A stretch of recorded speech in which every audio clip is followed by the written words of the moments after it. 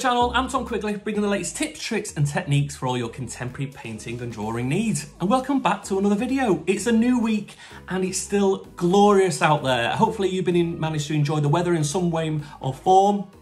I know I have, and I tell you, it's made lockdown so much easier. Now, hopefully I'm going to bring you some techniques and processes which you don't know about, and hopefully expand your knowledge of your technique you can maybe pass on to others or just use yourself in your own work. And today's video, we're going to be using the mundane material of graphite. And hopefully you can be excited about material and intrigued about what you can use it with and what surfaces you can work it on. So I'm going to get set up and I'll talk to you in a minute. So graphite, what is it? Well, basically, a lot of people consider graphite as a larger pencil. And to a certain degree, you're true. That is absolutely correct. But graphite is so much more, and you can use it in more of a variety of ways. Because there's no wood around the graphite, it's purely just a graphite stick. You can take it off the label and use the side of it. You can be a little bit more clumsy with it as well, a little bit more free, a little bit more loose with your mark making. And also you can combine it with a lot of things also. We're going to be combining it with turpentine today, also with some white acrylic, and we're going to be using it on a mid-tone paper. And the subject matter of what today's activity is going to be on is skulls. So if you've ever been intrigued about creating a skull, or maybe using it as a project within your own school, I know we have, in particular year 9, I think it's quite a good one because we're looking at mark making, we're looking at drawing skills, we're also looking at combining it with other materials, so being experimental, and just all in all, you know, maybe even looking at symmetry and all sorts. And hopefully today I can touch on all of those things, and you've got the skills and the ability to create a final outcome at the end of it. So without further ado, let's crack on with the first technique. See you in a minute. Okay, so we're on the first one, and what I'm going to do first is just take all that wrapping off that graphite stick. Sometimes can get in the way. Now the first one, what we're going to do, as we're looking at skulls, I thought we're just best off looking at weight of line. And what I'm doing here is basically a weight of line which is pressing quite hard and then easing off. But what you'll also see I'm doing, I'm twisting the graphite stick at the same time. This is going to create these really organic lines. And if you look at this skull here, you can see the cracks in it, and that's what I'm trying to recreate. So what you want to do is really try and complete the full square.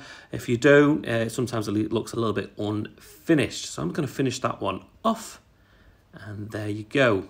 So we're moving on to the second one. Here, I'm just going to snap it in half just to show that you can, I just want a little smaller one, that's all. And I'm just going to use the side of it.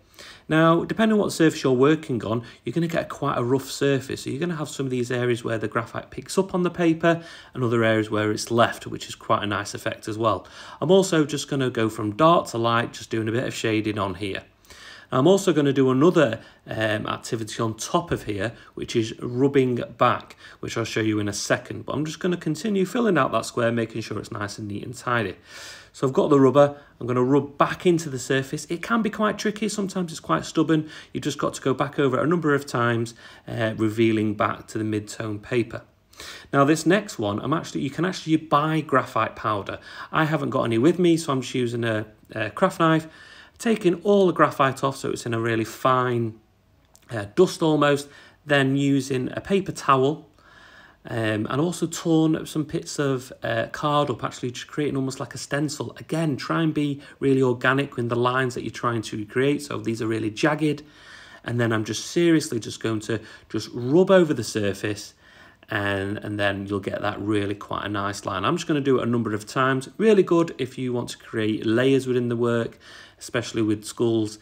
You tend to get these almost depths of different areas in it. So it's really quite useful.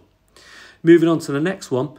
This one, again, I'm just putting a base layer of graphite down. And what you will see is that however much I use the graphite, I can only still get the brown pieces coming through. What we're going to use is turpentine.